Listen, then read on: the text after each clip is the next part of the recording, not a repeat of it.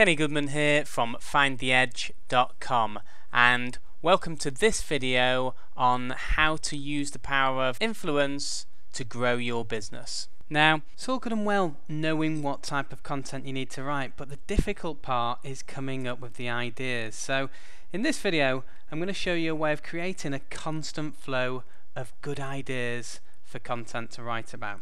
As I mentioned in the last video, it's great to include future events or anniversaries in your calendar, but a great way to secure new content ideas is to set up Google Alerts so that the ideas come either to your inbox or to your feed. I'll talk about the feed shortly. It's really simple to set up, so let's quickly go through the basics.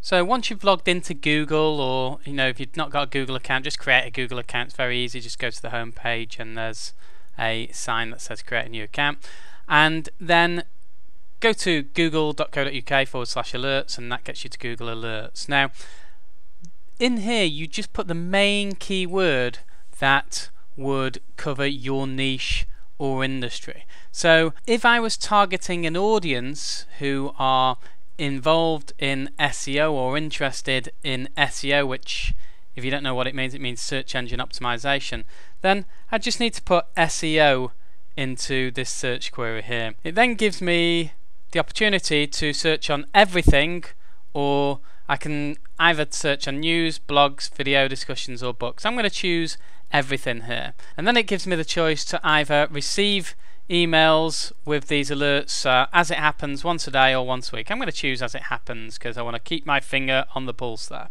And then in here, only the best results mean just relevant results or all results, so I'll keep only the best results. And then it gives me a choice of which Gmail account I want it to deliver to.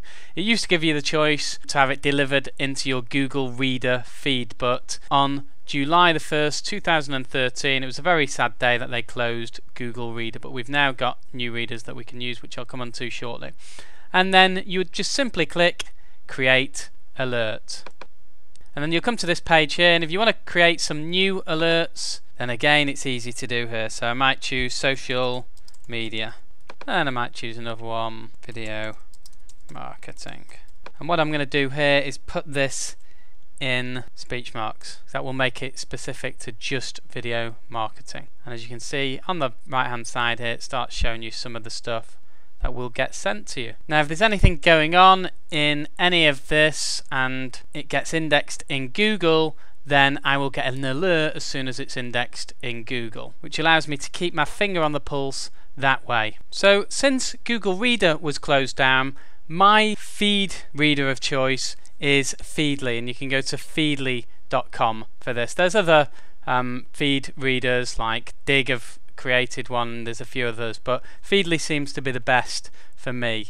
And when you get here, just come to the left hand side here, or just hit explore here, and then start searching for topics that you're interested in. You might come down here and see some topics that are already there. So if we go for SEO again, and you can see here there's different types of SEO websites that Feedly has suggested for me. So I'm going to go look at Search Engine Journal here. They've got 19,000 subscribers. It's all about SEO that. So I'll click add, and then you can sign up with Google, or if you're already logged into Google, or you can create an account. So I'll create an account now, and I'll just quickly fast forward this.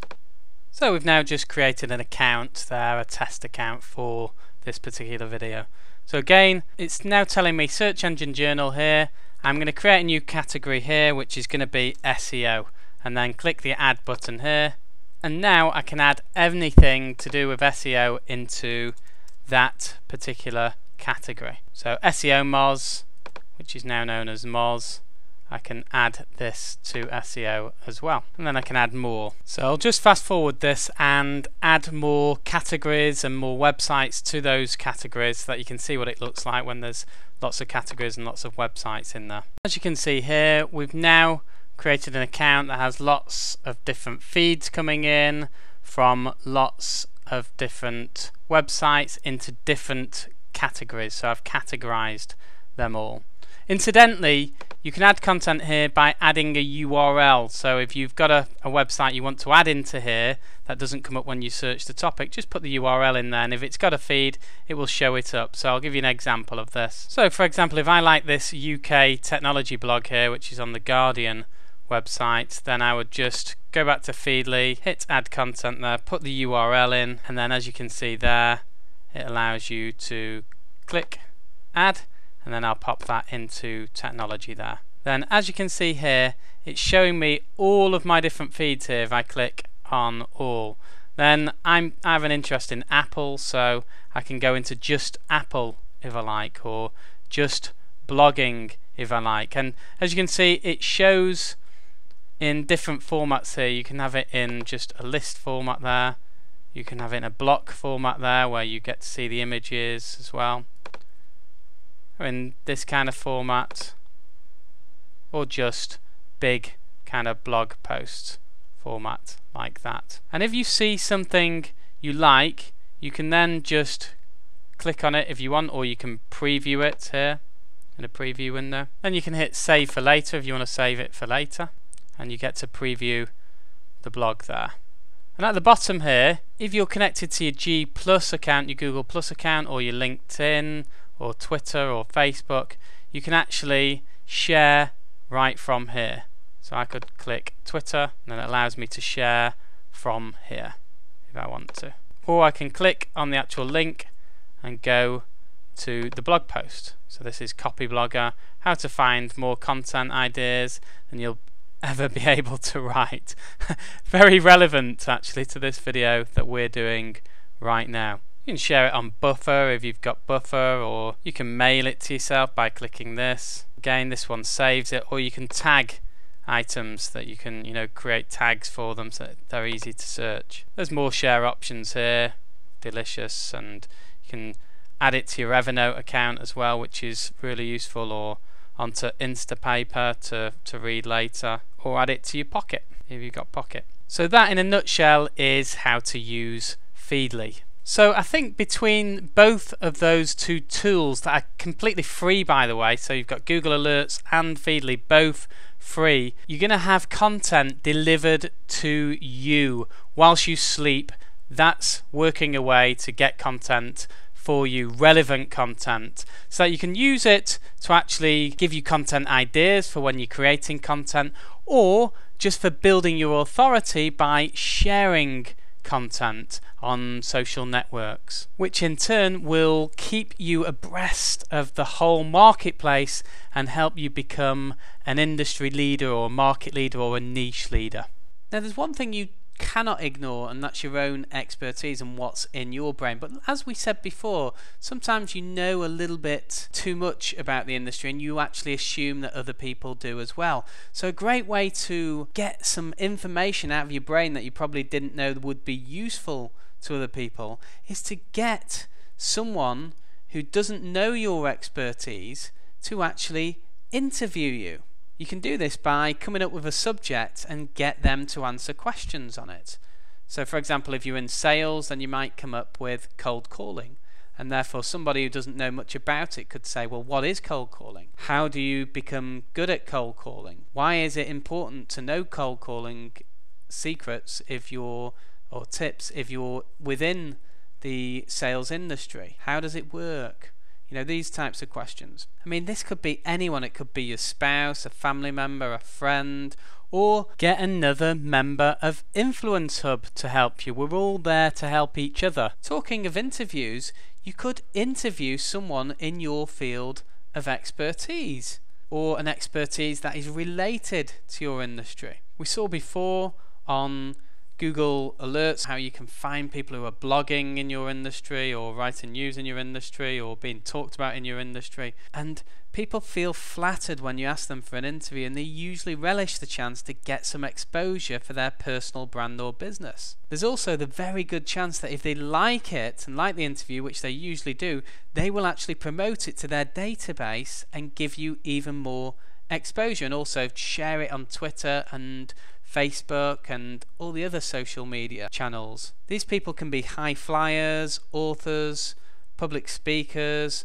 or just leaders within your particular field. And once you've recorded these videos, you can either use the audio so people can listen to the interview and then have it transcribed for the site, because we always like text copy as well, because it's good for SEO and also people like to read and sometimes just don't like to listen to audio. Or just have it transcribed. So you could do both, have the audio and have it transcribed, or just have it transcribed. And there's services out there to have stuff transcribed really cheaply. One of them is SpeechPad, and I'll put the link underneath this video. A fantastic way to get content and to find out what people want answers to solve their problems out there is to use Yahoo Answers and Quora.com. These are question sites where people ask questions and other people provide answers.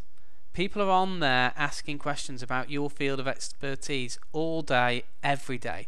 So find out what they're asking and then give them an answer on there so that it can drive traffic to you, or as a post. And it's a great way to get information for your posts as well. So let's take a quick look in Quora.com, which is more based towards businesses rather than consumers, where Yahoo is a lot more consumer based. So when you land on Quora, you usually need to set up an account, and it's very, very simple. You can actually sign in through one of your social media accounts. So I've signed in now, and all you need to do again is type in keywords at the top. So let's use lead generation as an example for this particular one. And immediately you can see some suggested questions. So is there such thing as a good B2B lead generation company? You know, that could actually be a blog post title. It's a question, it's fairly evocative because it will get people thinking. On average, how much do car insurers pay for per qualified lead? Here's a good one. When does a lead become sales ready? So let's click on that. This would also be good for sales if you spoke about sales. So when does a lead become sales ready? What criteria do you use to determine if marketing should pass the lead over to sales for calling? Is a phone number and email address enough, or do you need more context? Great! There you go. You've got a title there and a subtitle. You don't need to do it exact, but that gives you the crux of what you could write about. Not only that, we've got 5 answers on here as well. So we can look through these answers and use those answers for part of our blog post as well, and obviously use our own answers. And also, again, this helps you find other people who are talking about your industry. So we can see here there's a guy called Matt Ford, and you only need to hover over this person and it will actually tell you a little bit more about it, and then you can click on more and get to them. So you might want to get in touch with them and connect with them and, you know, engage them in some of the content you're writing as well, and cite them as well, and just say, well, I saw an answer from Matt Ford and he mentioned about BANT qualities, which is budget, authority, need and time. I thought his answer was pretty good.